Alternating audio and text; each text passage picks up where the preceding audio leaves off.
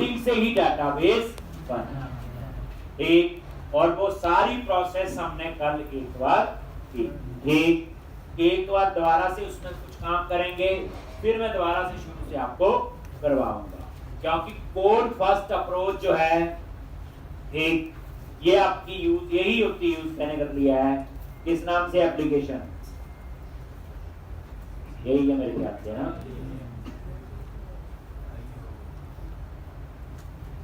अब इसका ये फायदा, आपको ये नहीं सोचना डाटाबेस क्या है, सेव अपडेट रीड क्यों पढ़ रहे हैं, पता है, बस एमबीसी आर्किटेक्चर से कैसे करता है वो सीखना हमने। तो यहां पे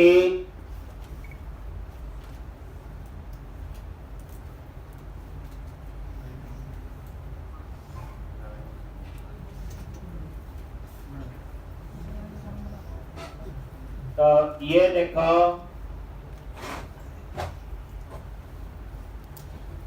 चलो मैंने जो अभी तक क्या था, सबसे पहले वेब कॉन्फ़िगर कनेक्शन सीट बनाया, फिर एंटिटी फ्रेमवर्क पैकेज इंस्टॉल किया, फिर मॉडल बनाया, ठीक, फिर क्या बनाया हम लोगों ने, मॉडल, ठीक, यानी कि मॉडल में गए एम्प्लॉय मॉडल, फिर हमने क्या किया, एप्लीकेशन डीबी कॉन्टेक्स्ट नाम से, और यहां पे हमने कनेक्शन सिंक को एक्सेस किया और एम्प्लॉय मॉडल इसमें ऐड कर दिया। फिर उसके बाद मैंने क्या किया, इनेबल आइकन माइग्रेशन, माइग्रेशन को हमने इनेबल कर दिया, उससे क्या हुआ, ये माइग्रेशन नाम का फोल्डर बन।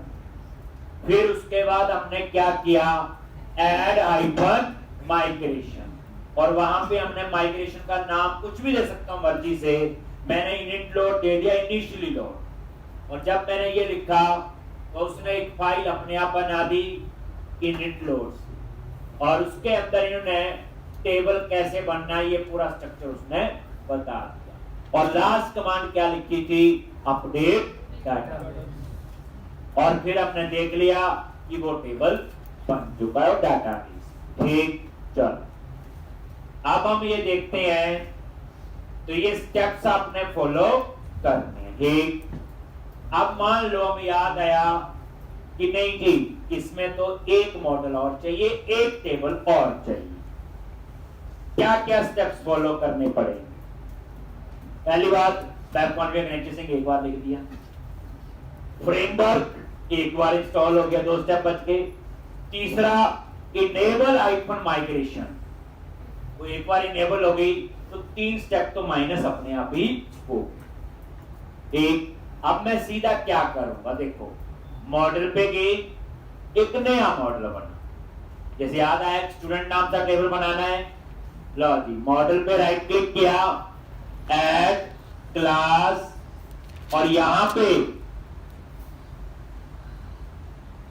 ये स्टूडेंट, क्लियर है जी, और यहां पे ये स्टूडेंट डॉट cs, और यहां पे जो जो मेंबर चाहिए, बताया था प्रॉप, पहला तो ले लिया मैंने आईडी, क्या लिया हमने, आईडी, आईडी क्या आपकी प्राइमरी की होगी और आइडेंटिटी कॉलम बनाएगा, प्रॉप स्ट्रिंग नेम, ठीक, पीछे को कैसे तो आईडी नेम, और यहां पे स्ट्रिंग एड्रेस, ठीक, और यहां पे इंटीजर सैलरी,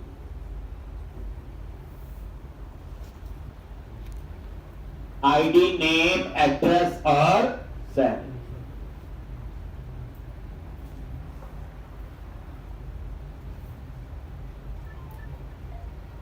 सॉरी, स्टूडेंट का आईडी नेम एड्रेस, इसको हम ऐसा कर लेते हैं स्ट्रिंग ईमेल, एक, और ऐसे ड्रॉप इंटीजर यहाँ पे या जी। तो ये हमने बना, तो एक नया मॉडल ऐड किया। अब नेक्स्ट स्टेप क्या होगा, एप्लीकेशन डीबी कॉन्टेक्स्ट में जाओ,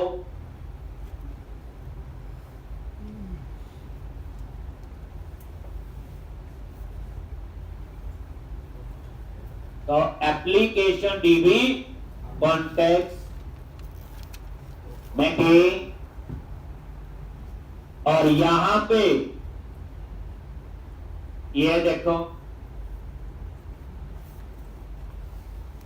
एक और आएगा टेबल प्रॉप, और यहां क्या लिखना है, डीबी सेट, और किस नाम से, स्टूडेंट एक, और ये बन जाए।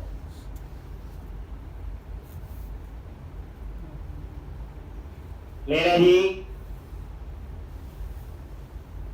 तो डीबी सेट और स्टूडेंट, ठीक है जी। तो ये मॉडल ऐड करते, कितने स्टेप हो गए, 2।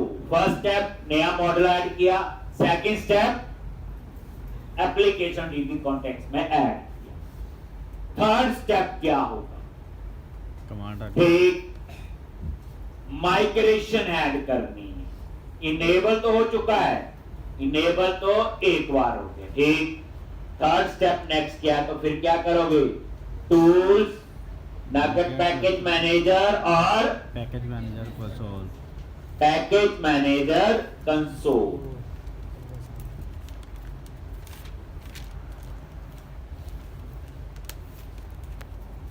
आ गया जी। और यहां पे क्या लिखना है, ऐड हाइपर माइग्रेशन,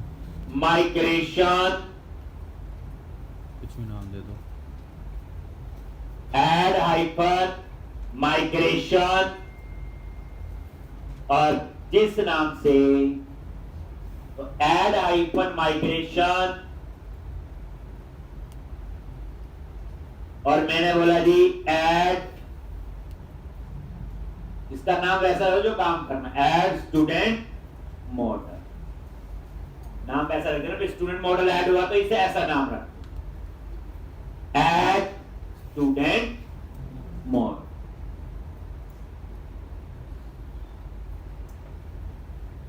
और एंटर प्रेस कर, क्या हुआ, फर्स्ट स्टेप नया मॉडल ऐड हुआ, second step application DB context में ऐड किया, और थर्ड स्टेप क्या बना रहे हम लोग, माइग्रेशन। तो ऐड हाइपर माइग्रेशन, ये देखो, ठीक। और यहां पे आईडी प्राइमरी की है, ये नीचे आपका लिखा भी होता है, और आइडेंटिटी कॉलम है, ऑटो जनरेट होगा, बाकी नेम, एड्रेस, ईमेल और एज तो पता है। और ये माइग्रेशन फाइल यहां पे बन गई है, माइग्रेशन फोल्डर। ये क्यों बन रही, इसकी कहानी मैं समझाऊंगा आज, ठीक।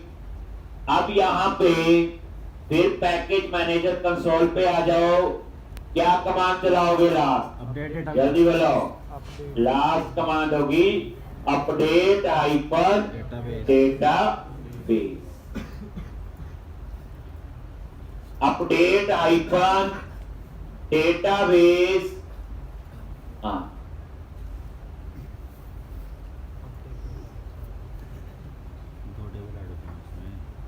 अपडेट हाइपर डेटाबेस,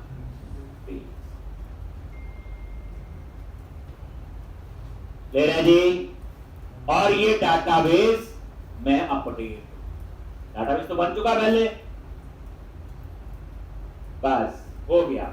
चेक करना है, सर्वर एक्सप्लोरर में जाओ और सबसे ऊपर यही है, बिग डेटाबेस प्रोजेक्ट का नेम भी आया साथ में, एक्सपेंड करो और यहां पर देखोगे कि एक नया टेबल, 2 टेबल हो जाएंगे बेसिकली, ऐसा होता है और ऐड कर लो और ऐड कर लो। ये लो जी टेबल्स पे गए, ये देखो एम्प्लॉइज और स्टूडेंट, और इसमें ये कॉलम भी आ रही, ठीक, इसमें ये भी, ठीक। ये माइग्रेशन हिस्ट्री इनका अपना बनता, माइग्रेशन की हिस्ट्री मेंटेन करता, कल क्या क्या किया। अब मान लो मेरे को याद आया कि एक टेबल में हम कॉलम लेना भूल, जैसे एम्प्लॉय वाला मॉडल है जो कल बनाया था, उसमें ईमेल लेना भूल, तो मैं क्या करूंगा? वही, कहां जाओ, ध्यान से, मॉडल्स पे गए, एम्प्लॉय पे, ठीक, और यहां पे ये देखो 4 आ रहे, भूल गए। होता है कई बार ऐसे, क्लाइंट कहता है ये चीज भी चाहिए, तो उसको लड़ेंगे थोड़ी, मुश्किल है, लो जी, और स्ट्रिंग और एक कॉलम ले लिया ईमेल, लो ठीक। अब आपने यहां पे ले लिया, तो इस बार क्या स्टेप्स होंगे? वेब कॉन्फ़िग बनी हुई है, पैकेज इंस्टॉल्ड है, माइग्रेशन इनेबल है,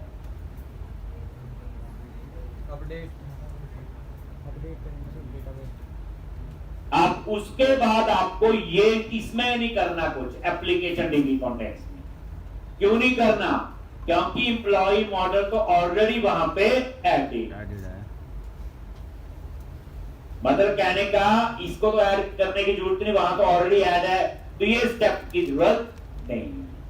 हाँ, आपको क्या करना है, टूल्स पे गए, वही पैकेज मैनेजर कंसोल और ऐड हाइपन माइग्रेशन, वहीं पे, और यहां पे लिख लो ऐड ईमेल टू, कुछ भी नाम आप रख लो, एम्प्लॉय मॉडल, जो जैसा काम वैसा लिख दिया ना, एक add hyphen migration, add email to employ model, कुछ भी नाम आप ऐसा रख सकते, समझाया? ऐसे हम चेंजेस कर सकते हैं, टेबल बना लो, कॉलम भूल गए, एक एंटर प्रेस कर,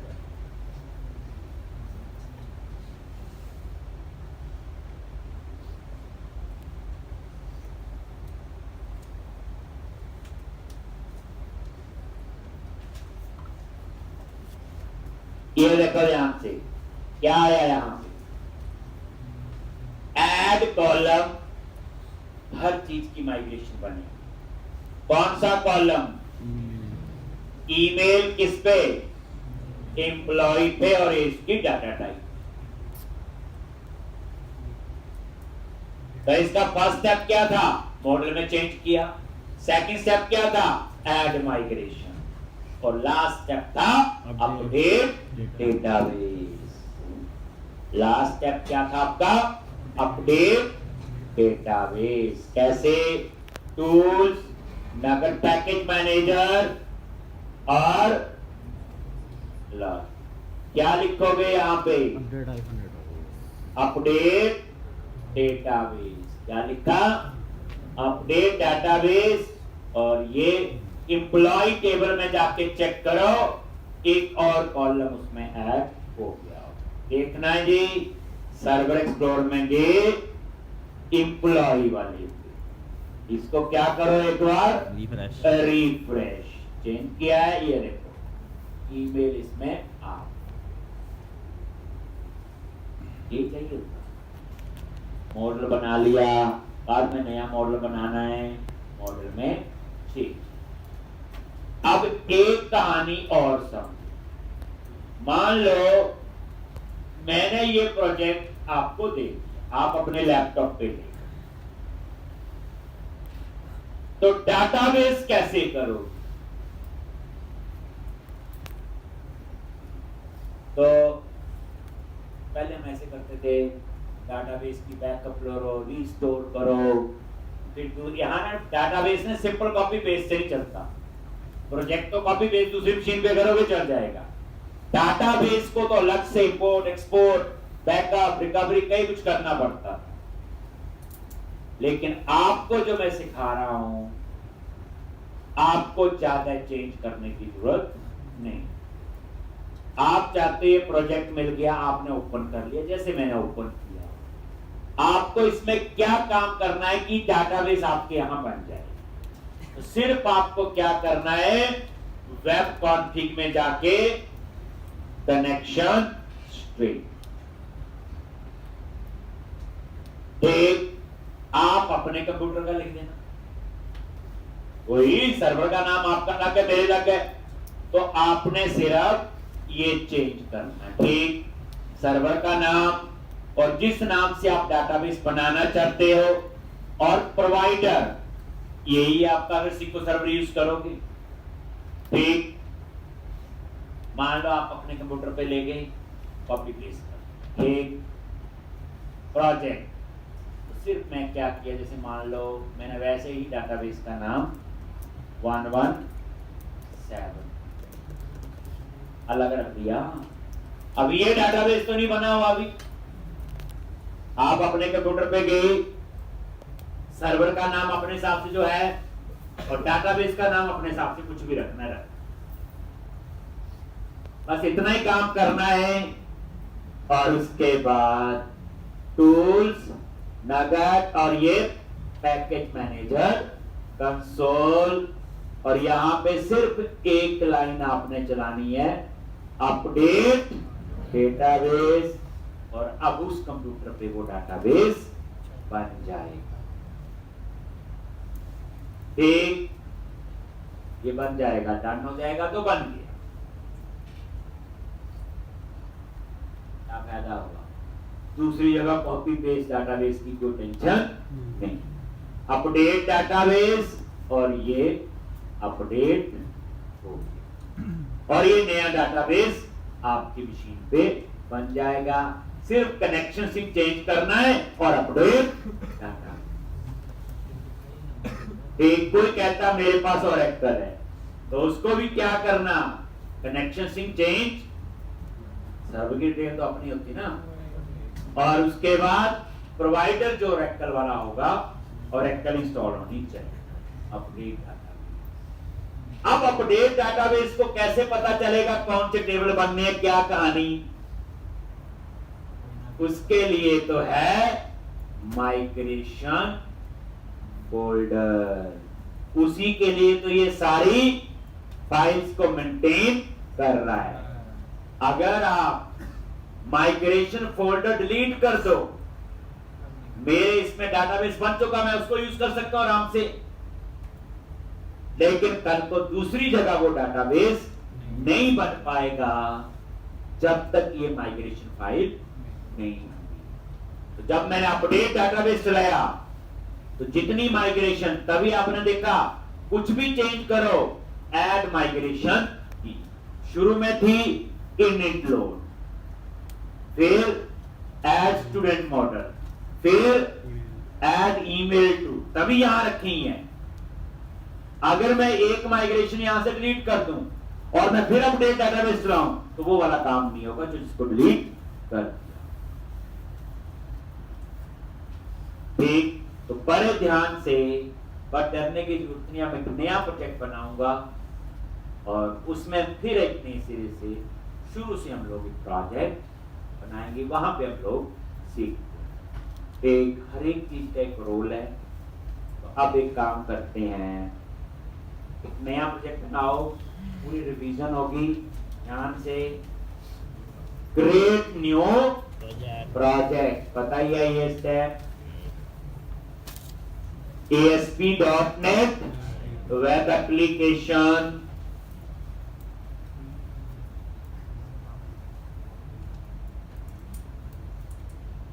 then click on next. Project का नेम _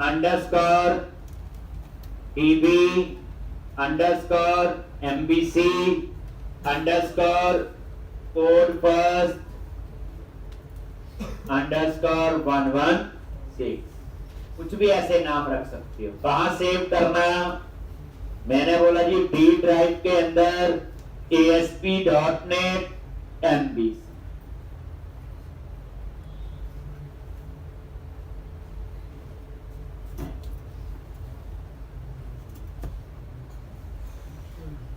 और क्लिक ऑन क्रिएट, एक, और यहां पे चूज करो MVC, then click on create. तो इतनी कहानी आपको पढ़ना है।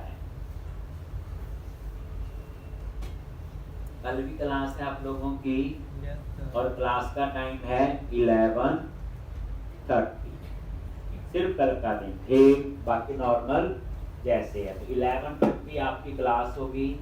मंडे ट्यूसडे जो है मुझे कुछ काम है, इंस्टीट्यूट ओपन होगा, प्रैक्टिस के लिए आ सकते हैं, ठीक। वेडनेसडे को क्लास लगेगी, तो ये सैटरडे को क्लास इसीलिए मैंने पहले ले ली जो मंडे वाली, ठीक। आपके 10-15 मिनट में ले लेता हूँ एक्स्ट्रा, जितने कभी मेरे एंड से कोई ऑफ हो तो वो मैं कवर करता हूँ, ठीक। लेकिन आपके पास इतना मटेरियल है कि आप इसकी प्रैक्टिस करोगे, ठीक। तो अब यहाँ पे आपने क्या करना आगे, पहले ये समझो, देखो अब यहाँ पे सबसे पहले वेब कॉन्फ़िग फाइल में कनेक्शन सिंक स्टेप सोचो। अब आप कनेक्शन सिंक चाहिए, पैकेज इंस्टॉल करना है, मॉडल बनाना है, ठीक, ये सारा काम हमें करना है। तो सबसे पहले वेब कॉन्फ़िग फाइल में गए और यहां लिखेंगे कनेक्शन, ठीक। अब ये सारे स्टेप्स आपको पता होने चाहिए। तो system.web पे गए और यहां पे कनेक्शन स्ट्रिंग, और ये आपने ऐड नेम कॉन str और कनेक्शन स्ट्रिंग,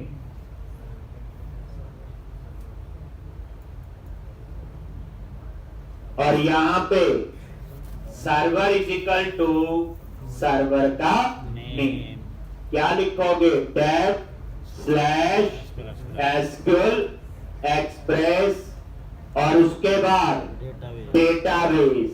अगर आज आपसे पूछे कोई कि वही MVC एप्लीकेशन काम कैसे करती है तो बता सकते हो? सबसे पहले कहां जाएगी वो? global.ASX में, उसके बाद राउट कॉन्फ़िग में, उसके बाद कंट्रोलर पे, उसके बाद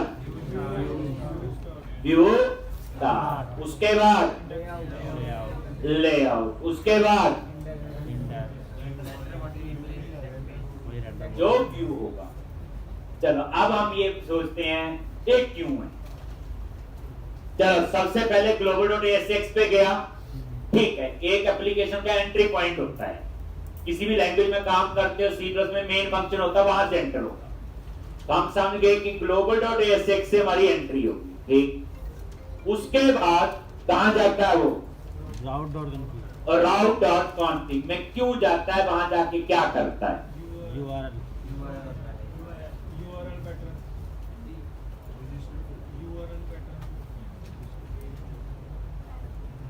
कौन से कंट्रोलर में जाना है? देखो जब भी कोई एप्लीकेशन आप ओपन करते हो, हम URL लिखते हैं www. हमने जैसे एंटर प्रेस किया, सबसे पहले global.ASX में गया, उसके बाद उसने कहां जाना है, तो राउट कॉन्फ़िग फाइल में सारी राउटिंग डिफाइन है, तो किस कंट्रोलर पे जाना है और किस एक्शन, ठीक। तो राउटिंग में वो उस कंट्रोलर और एक्शन के हिसाब से वो जाएगा। उसके बाद वो कहां जाएगा? उस कंट्रोलर पे, और उस कंट्रोलर के बाद कहां जाएगा? व्यू स्टार्ट, व्यू पे। व्यू पे जाने से पहले उसे डिजाइन चाहिए, तो डिजाइन कहां से मिलेगा? View start. व्यू स्टार्ट में क्या है? लेआउट वाली फाइल का पाथ है, और लेआउट वाली फाइल जो है उसके अंदर एक रेंडर बॉडी है, जहां पे जो हमारा व्यू होगा वो उस पे लोड होगी।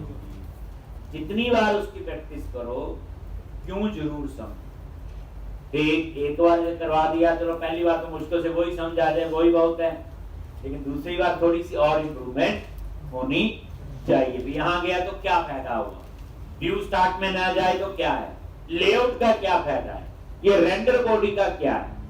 ठीक, तभी तो कंसेप्ट समझ आएंगे, तभी हम लोग आगे ढंग से कर सकते हैं। यहाँ पे db अंडरस्कोर स्टूडेंट अंडरस्कोर 116 ये डाटाबेस का नेम रख दिया, और उसके बाद integrated security is equal to true. किसके लिए होता, विंडो ऑथेंटिकेशन को इनेबल करने के लिए।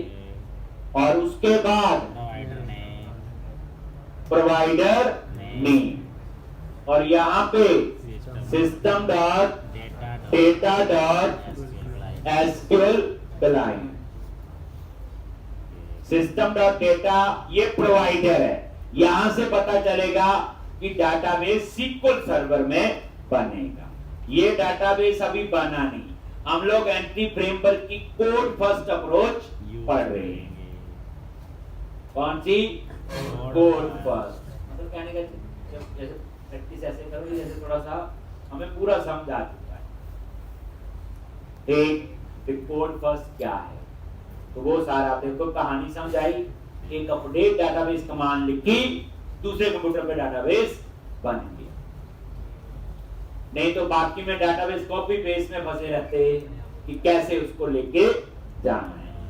प्लॉट तो ये वेब कॉन्फ़िग फाइल में अपने कनेक्शन सिंक, वैसे कनेक्शन सिंक पुराना ही था, नया सिर्फ प्रोवाइडर नहीं है। उसके बाद आप पैकेज इंस्टॉल कर लो। क्या कर लो, पैकेज। कौन सा, एंटिटी फ्रेमवर्क। एंटिटी फ्रेमवर्क क्या है, डेटा को एक्सेस करने की एक टेक्निक है। फिर हमने पहले ADO.NET पढ़ी थी, याद है, जो SQL connection SQL command use करता है, दैट इज ADO.NET। ठीक, अब आप लोग क्या करो, पैकेज टूल्स मेन्यू पे गए, नगर पैकेज मैनेजर, और यहां पे manage Nagar packages for solution. Entity framework install करना पड़ेगा जो बाय डिफॉल्ट नहीं है। तो मैंने, और यहां कहां पे, ब्राउज, और यहां क्या लिखोगे, एंटिटी फ्रेमवर्क। और यहां पे एंटिटी फ्रेमवर्क। ठीक, और ये टिक कर दिया और इंस्टॉल। ये है एंटिटी, ये मैं ऊपर ऐसे ही एफ लिख देता हूं, एंटिटी फ्रेमवर्क लिखना वो भी लिख सकते हैं। ये आ गया, और इंस्टॉल। याद रखना एंटिटी फ्रेमवर्क कोर ना इंस्टॉल कर देना कहीं, वो बाद में जब पढ़ेंगे। तो इस तरह से ये आपका फ्रेमवर्क इंस्टॉल हो गया। ठीक, अब आप लोग देखना इंस्टॉल हुआ कि नहीं, तो पैकेजेस डॉट कॉन्फ़िग, और ये आपका इंस्टॉल। ठीक है, नेक्स्ट स्टेप क्या, जल्दी बोलो आप। Model create. फिर हम लोग क्या बनाएंगे, मॉडल। तो मॉडल्स पे राइट क्लिक किया, ऐड क्लास, और मॉडल का नेम दे दिया मैंने स्टूडेंट। ठीक, लॉग। तो ये क्या करेगा, मॉडल फोल्डर में जितने मर्जी मॉडल हो सकते हैं, मॉडल मतलब टेबल, अब ऐसे भी आप समझ गए होंगे। ठीक, और यहां पे क्या क्या कॉलम चाहिए, प्रॉप, पहला आ गया स्टूडेंट आईडी, ठीक, प्रॉप, ठीक, स्ट्रिंग, स्टूडेंट का नेम, इसी तरह से प्रॉप, स्ट्रिंग, स्टूडेंट का एड्रेस,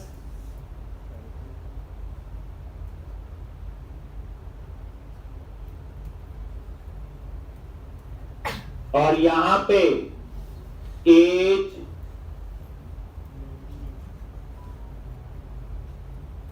ठीक, और इसी तरह से स्ट्रिंग ईमेल। हो गया जी। ID, name, address, age, email. तो ये आपने 4 आज जितने मेंबर थे वो ले लिए। सिंपल, अभी कोई इसमें वैलिडेशन नहीं। वैलिडेशन एक अलग टॉपिक होगा, वो हम एमबीसी में पढ़ेंगे। अब नेक्स्ट स्टेप क्या है? जब मॉडल रेडी हो गया, फिर बनाएंगे एप्लीकेशन डीबी कॉन्टेक्स्ट, जो सारा काम वो करे। उसके लिए आप लोग क्या करोगे? दोबारा मॉडल बनाएंगे। ये लिख लिए। एक, अब मैं ऐसा करूंगा, मॉडल फोल्डर में नहीं बनाएंगे, अब थोड़े एक्सपर्ट हो गए। हम एक डेटा फोल्डर अलग बना लेंगे और उसके अंदर हम फाइल बनाएंगे application DB context. Code clean होना चाहिए। क्या करो, प्रोजेक्ट पे गए, यहां प्रोजेक्ट पे राइट क्लिक करना है। कहां राइट क्लिक करोगे? प्रोजेक्ट पे। नया फोल्डर बनाना बेसिकली। यहां प्रोजेक्ट पे राइट क्लिक करो और ऐड न्यू फोल्डर। फोल्डर का नाम दे दिया डेटा। फोल्डर का नाम क्या दे दिया? डेटा। और इस फोल्डर में आपने एक फाइल बनानी है जिसका नाम होगा एप्लीकेशन डीबी कॉन्टेक्स्ट, जो मैंने मॉडल फोल्डर में, को भी ठीक था, गलत नहीं था। तो धीरे धीरे थोड़ा सा इंप्रूवमेंट तो होनी चाहिए। डाटा का सारा काम डाटा फोल्डर में रखें। ये डेटा फोल्डर है, इस पे राइट क्लिक किया, ऐड क्लास। और क्लास का नाम क्या रखना? बोलो। Application DB context. Application DB context, ठीक। और यहां पे ये समझ के कहा है? डेटा फोल्डर के अंदर, ठीक। एप्लीकेशन डीबी कॉन्टेक्स्ट, ये सब आता है, कुछ नया नहीं। और यहाँ पे किसको इनहेरिट करना? डीबी कॉन्टेक्स्ट, ठीक। इसका नेम स्पेस ऐड कर लो। लो, हो गया। और इसका कंस्ट्रक्टर बनाओ, CTOR, ठीक। ये लो। और इसमें इनहेरिट करो बेस क्लास के कंस्ट्रक्टर को, और उसमें एक पैरामीटर पास किया कनेक्शन स्ट्रिंग, जो आपने वेब कॉन्फिग में लिया, एक। और उसके बाद यहां पे क्या करना? मॉडल ऐड करो, जिसका टेबल बनाना है, तो उसके लिखते हैं डीबी सेट। मॉडल कौन सा है? स्टूडेंट। लो जी, लिख दिया स्टूडेंट, बट ये आ नहीं रहा है इसमें, तो इसका नेम स्पेस क्लिक किया और ये आ, ठीक। और यहां पे स्टूडेंट फिर है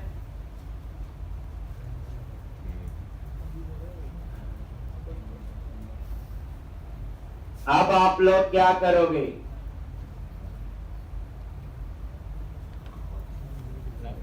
नेक्स्ट स्टेप क्या है? Enable migration. उसका नेक्स्ट स्टेप क्या होगा? Add migration. और लास्ट स्टेप क्या होगा? Update database. रिवीजन हो गई, अब तो कर लोगे, ठीक। शुरू में स्टेप से याद रख लो, जब प्रैक्टिस होगी फिर तो कुछ ना कुछ आगे पीछे हो सकता है, ठीक। अब आपने क्या करना है? बोलो। नगेट कंसोल, ठीक। और पैकेज मैनेजर कंसोल। और क्या लिखना है? Enable migration. क्या कमांड लिखनी है? Enable hyphen migration, hyphen migration, enable hyphen migration, और एंटर प्रेस कर दो, ठीक। और ये क्या करेगा? माइग्रेशन नाम का फोल्डर, और उसके अंदर सारी माइग्रेशन फाइल बनाएगा। माइग्रेशन फाइल समझ गए होंगे? जब हम अपडेट डाटाबेस करते हैं तो माइग्रेशन फाइल से ही सारी इंफॉर्मेशन उठाता है, ठीक। और ये देखो, ये माइग्रेशन फोल्डर बन गया। अब यहाँ पे क्या लिखना उसके बाद? Add migration. Add icon migration. नाम दे। याद रखना, इनेबल आइकन माइग्रेशन कमांड एक प्रोजेक्ट में एक बार ही रन करती है, ठीक? तो ऐड आइकन माइग्रेशन, और पहली माइग्रेशन है तो उसका नाम लिख दिया मैंने initial load, init load. Enter press किया। अब ये क्या करेगा? इनिट लोड नाम से क्लास बनाएगा और वहां टेबल बनाने की सारी कहानी लिख देगा।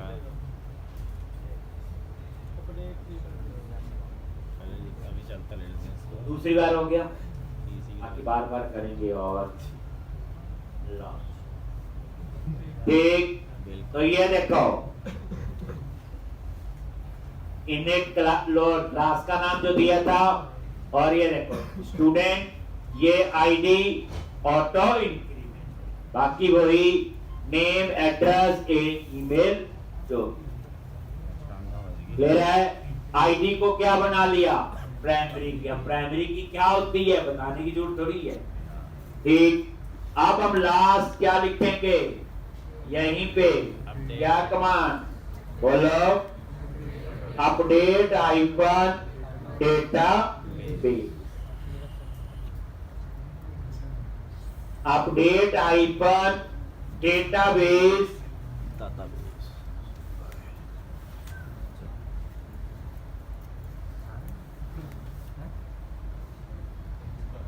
हो गया जी? तो अपडेट आइकन डेटाबेस, बस अब ये नया डेटाबेस बन गया, ठीक? ठीक। अब आपने देखना है तो हम सर्वर एक्सप्लोरर में जाके चेक कर लेंगे, और सबसे ऊपर Constant. ठीक टेबल में जाएगा एक टेबल बना होगा स्टूडेंट, ठीक? तो कोड फर्स्ट से डेटाबेस क्या बनाते हैं, क्या उसके फायदे हैं आपको समझ आ गए। यानी कि दूसरी जगह डेटाबेस लेके जाने के लिए सिर्फ कनेक्शन से चेंज होगा और अपडेट डाटा, लेकिन याद रखना माइग्रेशन फोल्डर को डिलीट नहीं करना, ठीक? क्योंकि अपडेट कमांड तभी चलेगी, अपडेट डेटाबेस, अगर माइग्रेशन होगी, तभी वो सारी माइग्रेशन को मेंटेन करके रखता है माइग्रेशन फोल्डर में। मुझे क्यों बना रहा है ये भाई? ये लो आगे भी स्टूडेंट ले रहे हैं। चलो चले आगे। अब चलो जी, एक काम हो गया, डेटाबेस बनाना तो आ गया, कोड बस। अब हम बनाएंगे कंट्रोलर। मॉडल बन चुका है, देख लो मॉडल क्या है, देन क्या बनाते हैं? कंट्रोलर। तो अब हम लोग एक नया कंट्रोलर बनाएंगे, उसका नाम रखूंगा स्टूडेंट कंट्रोलर। तो कैसे? कंट्रोलर पे राइट क्लिक किया, ऐड कंट्रोलर, और यहां पे MVC5 कंट्रोलर एम्प्टी, पुरानी कहानी है, और यहां पे नेम दे दिया क्या? बोलो स्टूडेंट कंट्रोलर। एटलीस्ट 3-4 बार किया था, चीज को मुझे समझना है। मैं करवा रहा हूँ, लिख लेते होंगे, समझ भी आ जाता होगा, बट ढंग से समझ आए जैसे सच में आना चाहिए। 3-4 बार प्रैक्टिस करोगे ऑटोमेटिकली चीजों में इम्प्रेस। रट्टा नहीं मारना, फिर लिखने में जोर देना। एक बार प्रैक्टिस होगी, 2 बार हो गई, 3 बार हो गई। कोड को सोच समझ के लिखना है, क्योंकि आईटी के अंदर प्रोग्रामिंग फील्ड है जिसमें आप जा रहे हो, और प्रोग्रामिंग ये कहते हैं कि हर एक प्रोजेक्ट की रिक्वायरमेंट अलग है, हमें अलग से हर एक में सोचना पड़ सकता है। तभी सोच सकते हो जब आपको चीज का पता होगा, ठीक?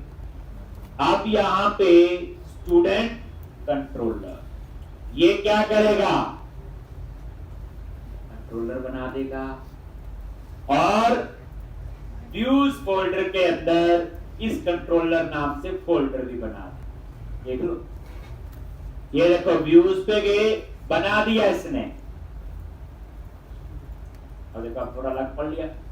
पिछली बार बताया व्यू में स्टूडेंट नाम नहीं, जैसे आप कंट्रोलर बनाते हो तो व्यू फोल्डर में ऑटोमेटिकली कंट्रोलर नाम से फोल्डर बन जाता है।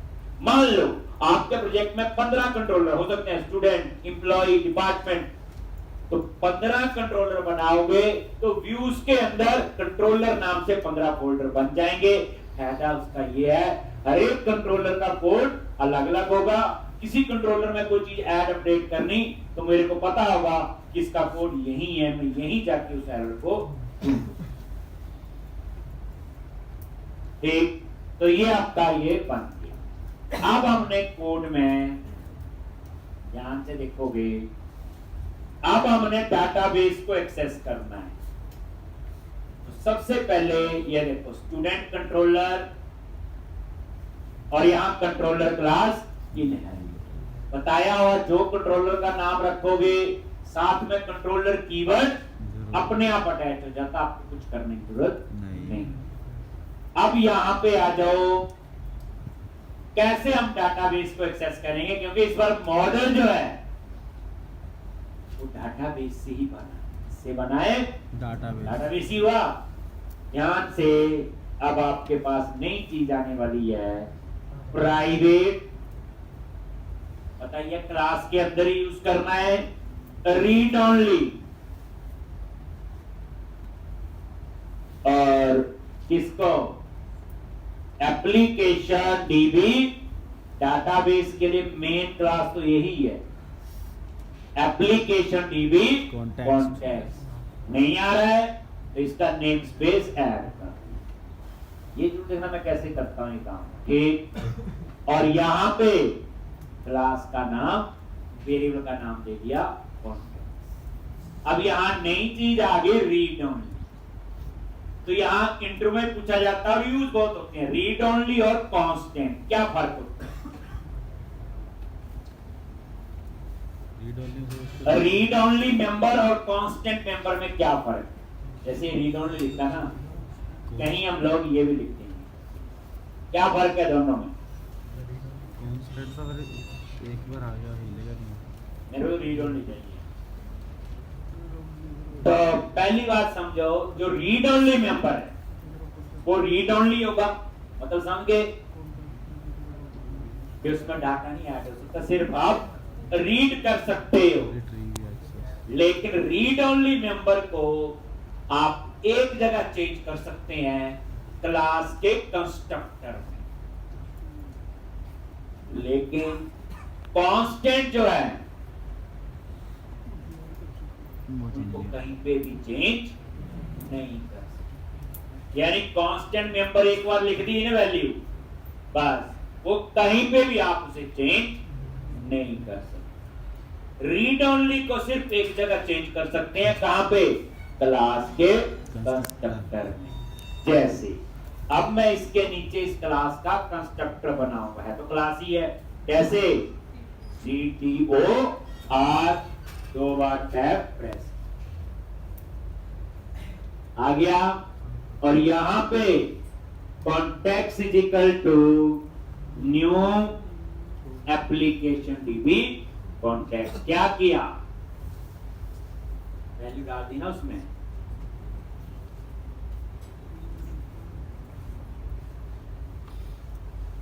Context is equal to new application DB context. तो ये एप्लीकेशन डीबी कॉन्टेक्स्ट जो हमने बनाया वही तो है। करो F12 इस पे देखो, ये ले आया ना यहाँ पे, ठीक। और इसमें क्या है? कौन str बेस, ये देखो बेस क्या है? एप्लीकेशन, ये डीबी कॉन्टेक्स्ट, ठीक। तो ये वो है। तो यहाँ पे देखो, पहले इसका वेरिएबल लिया और ये न्यू करके इसका क्या बनाया? ऑब्जेक्ट। तो मैंने यही तो लिखवाया कि रीड ओनली मेंबर होते तो रीड ओनली है, एक जगह चेंज हो सकती है क्लास के कंस्ट्रक्टर में। तो मैंने तो कंस्ट्रक्टर में तो वैल्यू इनिशियलाइज की, देखो भला, लेकिन इनको कंस्ट्रक्टर के बाहर कहीं और चेंज नहीं कर सकते। लेकिन जो कांस्टेंट मेंबर होती है उन्हें आप कहीं पे भी चेंज नहीं कर सकते। कई बार वैल्यू होती है कांस्टेंट फिक्स वैल्यू, यही है, उसको कहीं पे भी पूरे प्रोजेक्ट में चेंज नहीं करना, तो मैं उसको क्या लूंगा? कांस्टेंट। वो आगे रिक्वायरमेंट आएगी तब हम ज्यादा समझेंगे। एक नया मेंबर पर चल गया रीड ओनली, सिर्फ वो चेंज एक ही जगह हो सकता है क्लास के कंस्ट्रक्टर में, और मैंने यहाँ कंस्ट्रक्टर में ये चेंज भी कर दिया। लो तो ये देख लो एप्लीकेशन डीबी कॉन्टेक्स्ट, यहाँ पे इसके अंदर ही है ये स्टूडेंट्स। अब आगे सबसे पहले इंडेक्स जो बना रहे हैं ये मैं डाटा डिस्प्ले के लिए यूज करूंगा। किसके लिए यूज करूंगा? Data display. डेटा डिस्प्ले के लिए। तो यहां पे कैसे करोगे? तो ये इंडेक्स नाम से एक्शन रिजल्ट बना, पहले हम इसी को यूज करते हैं। तो यहीं पे इसके अंदर आ गए वेर। वेर एक ऐसी डाटा टाइप है जिसमें किसी भी टाइप का डेटा स्टोर कर सकते हो, चाहे स्ट्रिंग है, चाहे इंटीजर है, चाहे date, time, double, decimal, collection, array, object, कुछ भी। तो मैंने यहां लिखा सबसे पहले स्टूडेंट लिस्ट। स्टूडेंट की लिस्ट आएगी, डिस्प्ले का कोड लिखते नहीं थे, सिलेक्ट स्टार्ट फ्रॉम टीबीएम बनाया 2 बार इनलाइन क्वेरी, वही तो है।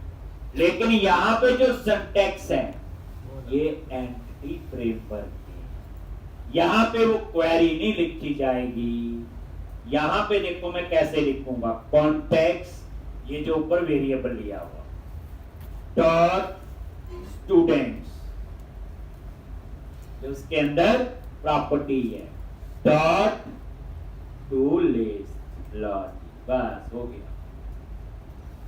जो आप लिखते select star from table name, ये वही। बट ये जो सिंटैक्स है ये एंटिटी फ्रेमवर्क है, और बैकग्राउंड में जो ये सिंटैक्स यूज होते हैं ये LINQ के होते हैं, याद रखना LINQ। कई बार पूछा लिंक आता है, ये लिंक के ही सिंटैक्स है। पहले जब माइक्रोसॉफ्ट लॉन्च किया था ना, पहले लिंक ही नाम था LINQ, ये तो एंटिटी फ्रेमवर्क बाद में किया है। तो इसलिए कई बार पूछ ही रहे कि लिंक आता है यूज करने, यस।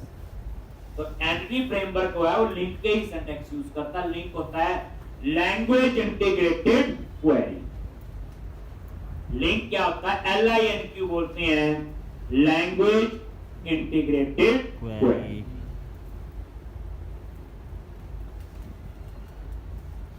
और यहां पे ये देखो, इसको पास कर दो, किसको? व्यू। इसको पास कर दो व्यू। ये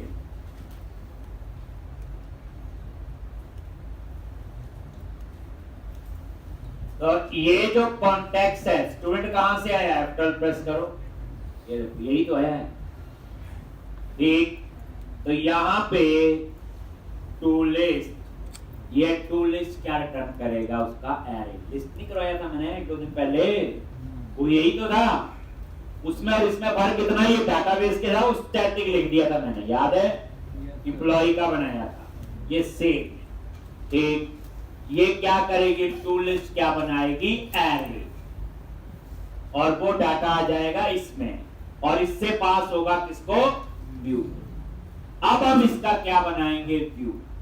तो व्यू कैसे बनाते हो बोलो? व्यूज के अंदर गए, स्टूडेंट नाम का फोल्डर बना हुआ, उस पे राइट क्लिक करो, ऐड और व्यू, वो ये रूल वो ही है आपका, ठीक।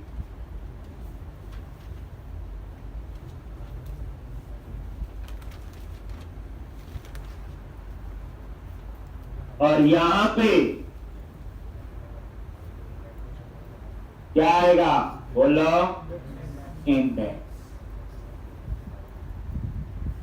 अब यहां पे हमारे पास कुछ टेम्पलेट बने हुए हैं, इस प्रोग्राम में हम लोग इन्हीं टेम्पलेट को यूज करेंगे। लेकिन जो नेक्स्ट क्वेश्चन कराऊंगा फिर हम ये टेम्पलेट वाला कोड खुद लिखेंगे, तो इसलिए आप कंफ्यूज नहीं होंगे। मेरा मोटिव इस प्रोग्राम में सिखाने का था कोड फर्स्ट अप्रोच, आगे मेरा मोटिव है कंट्रोलर की एक एक लाइन हमें पता होनी चाहिए, जो मैं कोड में लिखूंगा।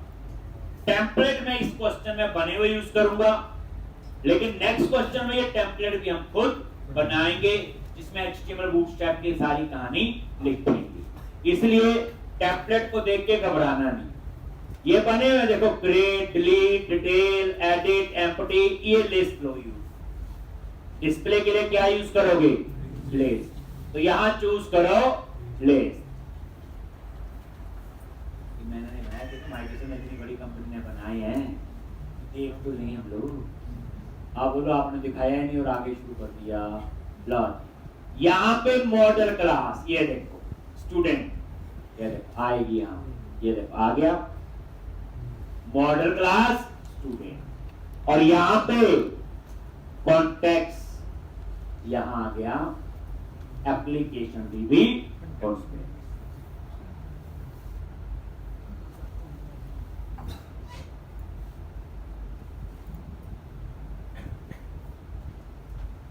एप्लीकेशन डीबी कॉन्टेक्स्ट और ऐड करो, ठीक।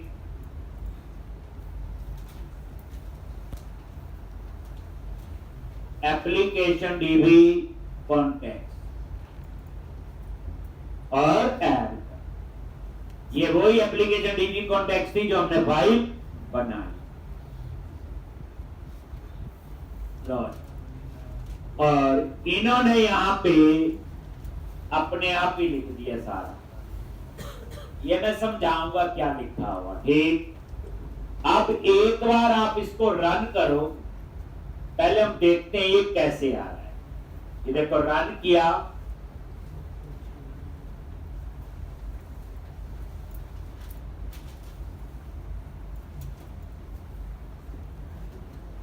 ये बाय डिफॉल्ट वही होम इंडेक्स जो राउट कॉन्फिग में लिखा गया।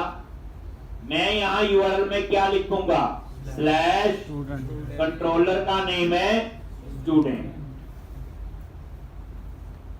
आगे जी ये देखो, create new name, address, age और ईमेल। अभी डाटा है ही नहीं केवल, ठीक। अब मैं चाहता हूं पहले तो यहां पे लिखा है स्टूडेंट लिस्ट, मेन्यू में और क्लिक करूं तो आए। मुझे यूआरएल टाइप ना करना पड़े। क्या करूंगा जल्दी बोलो? करवाया हुआ व्यूज में गए और शेयर में। जो चीज बच्चे आती है ना उसको रोज यूज करो, तभी हमें प्रैक्टिस होगी। तो click on view and click on share और यहां पे ले आओ।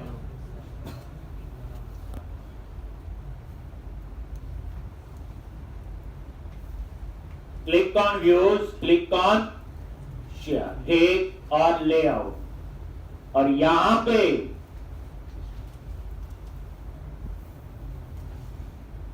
ये आगे याद है क्या लिखोगे?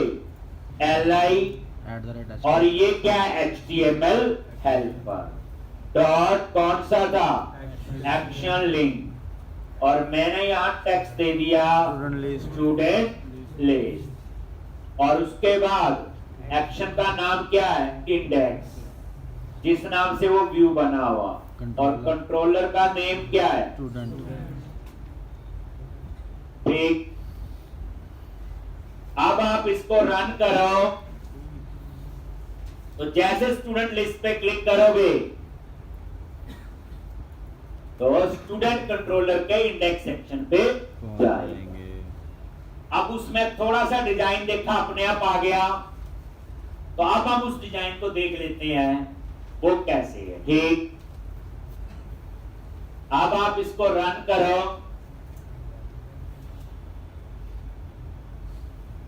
काफी डिमांड है, इसलिए अगर मैं किसी चीज पे ज्यादा टाइम लगा रहा हूं, इसका फायदा ये है किसी भी लैंग्वेज में आपको एमपीसी का पता चले। ये देखो स्टूडेंट लिस्ट पे क्लिक किया। अब ये वाला डिजाइन देखते हैं कैसा है। तो नजर मारो किस पे? ये है ना इंडेक्स। जब आपका व्यू बन चुका हो तो आप सीधा उस सेक्शन पे राइट क्लिक करो कहीं पे भी और गो टू व्यू। अब सीधा भी जा सकते। क्या किया मैंने? इंडेक्स पे राइट क्लिक किया और गो टू व्यू, आगे यहां पे, ठीक। अब ये देखो मॉडल आई और वही लिखा हुआ आई इनमरेबल। बताया था जब एक से ज्यादा रिकॉर्ड्स हैं तो आई इनमरेबल कराया था ना, दो तरीके बताए थे। Yes sir. एक होगा तो कलेक्शन नहीं है, दैट्स व्हाई यहाँ टू लिस्ट था, तो टू लिस्ट है तो फिर यहाँ पे आई इनमरेबल। ये आगे नेम स्पेस आ गया डॉट मॉडल डॉट स्टूडेंट। एक ये व्यू बैग अभी नहीं, ये बाद में सिखाऊंगा, डायनामिक प्रॉपर्टीज बनाने के लिए होता है, इसलिए अभी इसको छेड़ना नहीं छोड़। अब आ जाओ यहाँ पे इंडेक्स, ये इंडेक्स नहीं अच्छा, आप यहाँ पे लिख लो स्टूडेंट लिस्ट। थोड़ी बहुत बूटस्ट्रैप भी सिखाई है, H2 हेडिंग क्लास क्या लिखें, tax hyphen primary tax hyphen centre centre. ये बूटस्ट्रैप कहां से आ रहा है ये आगे बताऊं जब मैं लेआउट सिखाऊंगा। ठीक, मैंने अपना बूटस्ट्रैप अप्लाई करना है तब हम सीखेंगे। ठीक, ये बूटस्ट्रैप की क्लासेस है, याद रखना ये। ठीक, ये प्रैक्टिस है, आप तो आज देखिए आप और समझ आ गई। और ये देखो डिजाइन में पता चल जाएगा, ये देखना अभी जैसे मैं रिफ्रेश करूंगा वो देखो आ गया ना सेंटर में स्टूडेंट लिस्ट और प्राइमरी भी हो गया। ऐसे सक्सेस डेंजर और भी हैं, धीरे धीरे यूज करेंगे। अब उसके बाद यहां आ रहा है ये क्रिएट न्यू, और ये मैं चाहता हूं ये तभी आए जब टेबल में डाटा है। अब डाटा है ही नहीं टेबल के अंदर तो ये नहीं आना चाहिए।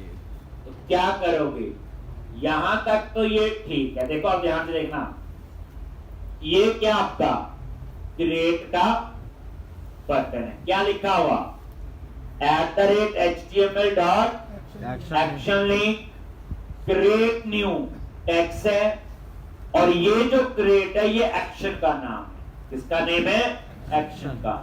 जैसे आप इस पे क्लिक करोगे तो इस एक्शन पे जाएगा, जो एक्शन अभी हमने बनाया नहीं है, बनाना है। ठीक, और ये एक्शन कौन से कंट्रोलर में, तो याद रखना जिस कंट्रोलर पे आप बैठे हो वहीं जा रहे हो, तो उस कंट्रोलर का नाम देने की जरूरत नहीं है। मतलब कहने का अगर दे भी दोगे तो कोई बुरी बात नहीं है। जैसे ये है, अब ये वाला एक्शन अभी बनाया नहीं है, बनाएंगे तब हम लोग देखते। ये HTML हेल्पर है, क्या ये HTML हेल्पर। ठीक, आप ये रहने दो, क्यों लिखना, क्यों पंगा लेना, अभी नेक्स्ट क्वेश्चन में लेंगे ना। नहीं ठीक, अब आपने क्या करना, यहां पे ये नीचे ने टेबल बनाया हुआ, तो अब यहां पे मैं चाहता हूं नीचे वाला कोड तब नजर आए जब डाटा हो। तो ये सिंपल सा टेबल बनाया हुआ इन्होंने, ये पूरा। तो क्या करोगे, यहां पे @if मॉडल, ये मॉडल वो है जो मॉडल ऊपर ऐड हुआ। मॉडल क्या ऐड हुआ ऊपर, स्टूडेंट का एरे, तो इसलिए मॉडल ऑटोमेटिकली उस टाइप का डिक्लेयर हो गया। ये जादू नहीं होता, एक ही मॉडल ऐड हो सकता ऊपर, याद रखना। और ये ऑटोमेटिकली वेरिएबल उसी टाइप का ये, और डॉट क्या लिखोगे, एनी। ठीक, क्या इस मॉडल में है कि नहीं, और एनी क्या आपका, F12 प्रेस करो, ये देखो एनी जो है एक, ये देखो स्टैटिक मेथड है और किस टाइप का है, बूलियन टाइप है। तो ये आपने देखा यहां पे मैंने सीधा मॉडल डॉट एनी लिख दिया, तो बताया हुआ स्टैटिक मेंबर को हम लोग क्लास के नेम के साथ एक्सेस कर सकते हैं। मॉडल डॉट एनी, अगर ये फॉल्स है, मैंने आगे नॉट लगा दिया। नॉट का मतलब अगर ये फॉल्स है तो यहां पे कोई मैसेज दे दो, नॉट डाटा फाउंड, फॉल्स तभी होगा। ठीक, तो आपने क्या किया, H2 एक हेडिंग दे दिया, नोट डेटा फाउंड। ये लो, थोड़ा बूटस्ट्रैप अब नया नया आया हुआ तो लिखो जरूरी। टैक्स हाइपर डेंजर लो, और एल्स में ये नीचे वाला पूरा टेबल जो है वो क्या कर दो, कट पेस्ट। क्या कर दो, कट पेस्ट। अब ये देखो मैंने कोड लिखा, ये ब्रैकेट्स में काम तो ठीक है, सिंटैक्स में कोई गलती नहीं, लेकिन ये ब्रैकेट आगे पीछे देखने में अच्छी नहीं लग रही आपको? नहीं। तो फिर क्या करना, सेलेक्ट कर लो इसको, ये सारे को मर्जी है, सेलेक्ट करना है कंट्रोल के प्लस टी। क्या हुआ, के प्लस कंट्रोल के प्लस टी होता है कोड फॉर्मेटिंग के लिए, यानी कोड की एरर नहीं ठीक करता, कोड देखने में ठीक लगे ये कोड को फॉर्मेट कर देता है। ठीक, कंट्रोल प्लस के प्लस टी,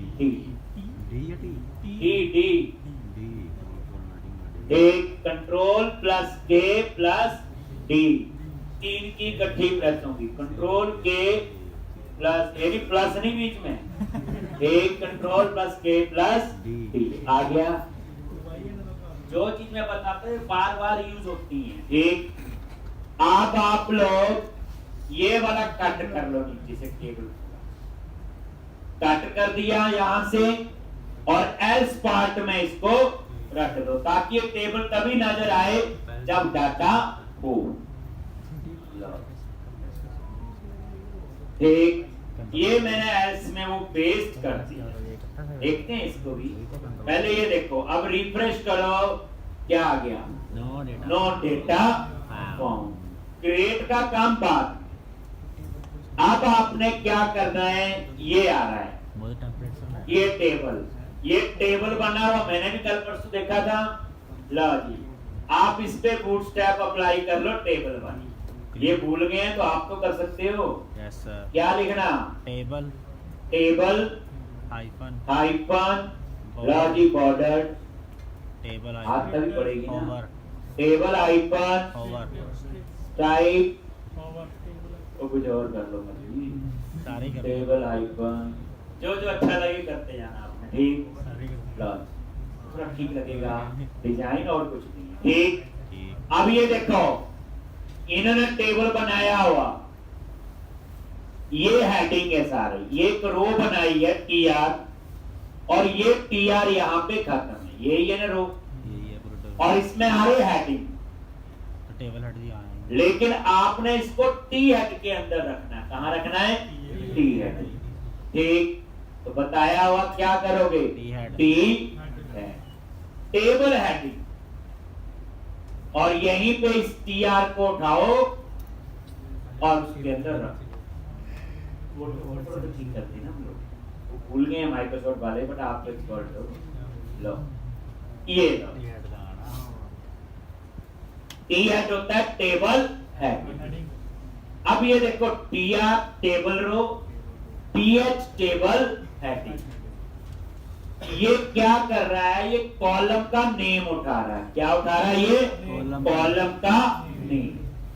ठीक, तो ये कॉलम का नेम उठाने के लिए HTML हेल्पर है, ये जो @HTML लगाओ तो हम क्या कहते हैं, HTML हेल्पर। ठीक, अब यहाँ पे @HTML dot display name for होता है कॉलम का नेम उठाने की, डाटा नहीं, name, heading, display name for. ठीक, उसके बाद ये जो लिखी हुई है इसको हम कहते हैं लैम्डा एक्सप्रेशन। लैम्डा एक्सप्रेशंस क्या होती है, कंफ्यूज नहीं होंगे, शॉर्टकट है, यानी पहले के काम ऐसे 4 लाइनों से करना पड़ता था, लैम्डा से हो सकता है वो 1 लाइन से हो जाए। जैसे ये देखो, पहली बात, ये मॉडल जो है ये वेरिएबल है, ये ऑटोमेटिकली, इसका नाम कुछ भी रख लो, एम रख लो तो भी चल जाएगा। ठीक, ये ऑटोमेटिकली किस टाइप का डिक्लेयर हुआ, देखो स्टूडेंट टाइप का, किसका, अब इसको कैसे पता चला, इसको पता चला यहां से, ये देखो, वो देखो एम्प्लॉई आ रहा है, स्टूडेंट्स हो आ रहा है, देखो तो इसका मतलब ये वेरिएबल किस टाइप का होगा, जिस टाइप का ये। इसको कैसा पता चलेगा मैं किस टाइप का हूं, यहां से। ठीक, तो यहां पे देखो ये मॉडल वेरिएबल है, आप चाहो तो इसका नाम एम रख लो तो भी देखो, ये देखो आगे कन्वर्ट करना पड़ेगा तो भी किस टाइप का डिक्लेयर हुआ ये देखो स्टूडेंट टाइप। और यहाँ पे ये गोज टू ऑपरेटर होता है, इक्वल टू ग्रेटर देन। कौन सा ऑपरेटर होता है, गोज टू ऑपरेटर। और ये देखो मैंने एम नाम कर दिया तो एम, और ये देखो एम डॉट नेम क्या आएगा, डॉट नेम। देखो आगे ना हेल्प में अपने आप, तो एम डॉट नेम। तो ये एम जो है ये किस टाइप का हुआ, जो ऊपर मॉडल है। लेकिन यहाँ मॉडल लिखना कोई जरूरी नहीं है, ये ऑटोमेटिकली इससे देख लेगा। एक और ऐसे ही एड्रेस आएगा, ऐसे ही एज आएगी, और ऐसे ही ईमेल। ठीक, यानी कि ये जो है ये ऑटोमेटिकली उस टाइप के डिक्लेयर होंगे जो ऊपर मॉडल है। ये लैम्डा एक्सप्रेशन होती है, ठीक, जो शॉर्टकट्स होते हैं जिससे आप लोगों को लंबा कोड लिखना पड़ता है, ये थोड़ा सा उससे इजी। तो ये आपका डिस्प्ले नेम फॉर होता है कॉलम का नेम उठाने। इस कोड से कंफ्यूज नहीं होंगे। नेक्स्ट क्वेश्चन में ये कोड हमने खुद ही लिखना है, यहाँ कोई हैंडराइटिंग का पता नहीं चलेगा कि किसने लिखा है, बट आप ये खुद लिखेंगे। देखते लो इतनी बड़ी कंपनी ने कोड दिया तो कुछ तो दिखें। आ जाओ, ये हेडिंग आ गई। अब डेटा डिस्प्ले करने के लिए ये लूप लगाया और जो हमने भी लगाया था, फॉर ईच ही लगाया। ठीक, अब यहाँ पे टी बॉडी लगाओ। क्या लगाओ, टेबल बॉडी, टी बॉडी ना भी लगाओ, टी है टी बॉडी चलता है। ये कुछ लेटेस्ट गाइडलाइन है कि ऐसा ये करना पड़ता चाहिए। जैसे गूगल वगैरह में सर्च वगैरह होता है तो उसमें में भी कुछ इनको आता है लॉजिक। अब क्या करो, इस पूरे लूप को, ये लूप लगा हुआ, इसको यहां से क्या करो,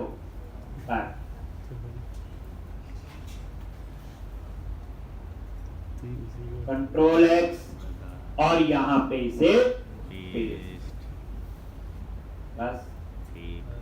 ठीक, और ये नीचे देखोगे टेबल आपका फ्लो।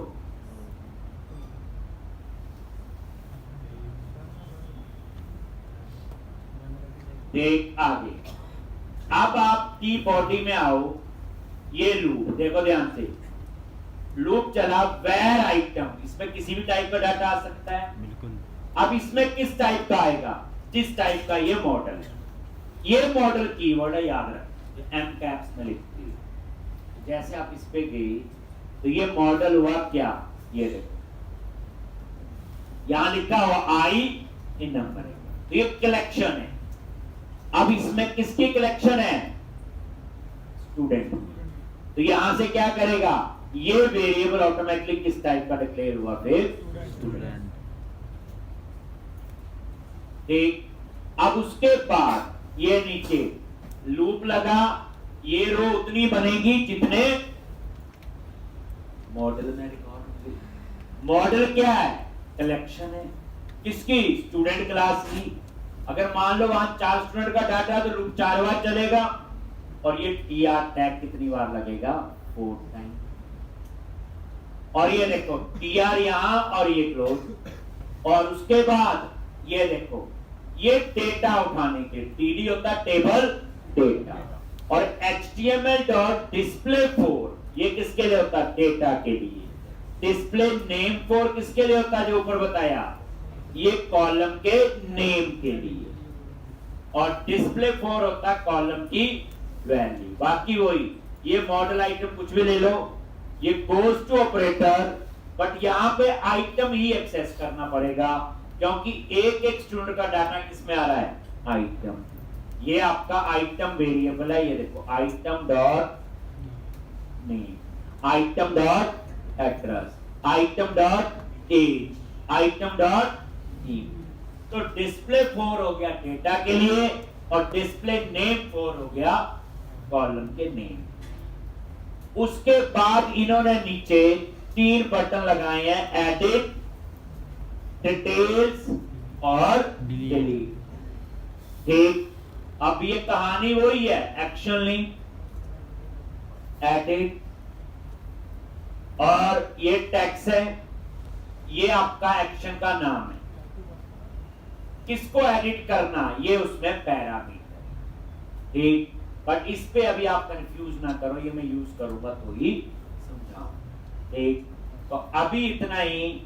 और ये देखो यहां पे कोई चेंजेस अभी नहीं, जब तक डाटा नहीं है। ठीक, तो ये मैं आपको बताऊंगा कल ये क्या है, कैसे काम करेगा। पहली बात समझो, आज ये हमने ये किया, आने वाले टाइम पे कंट्रोल ए डिलीट खुद लिखेंगे समझ के, फिर तो प्रैक्टिस अच्छी होगी। तो अभी मेन मोटिव ये है कि कंट्रोलर का जो कोड है उसकी पूरी समझ होनी चाहिए जो हमने लिखना शुरू किया। ठीक, तो कल कुछ और एक्शन बनेंगे, कुछ और व्यूज होंगे, और कल का टाइम है आपका 11:30।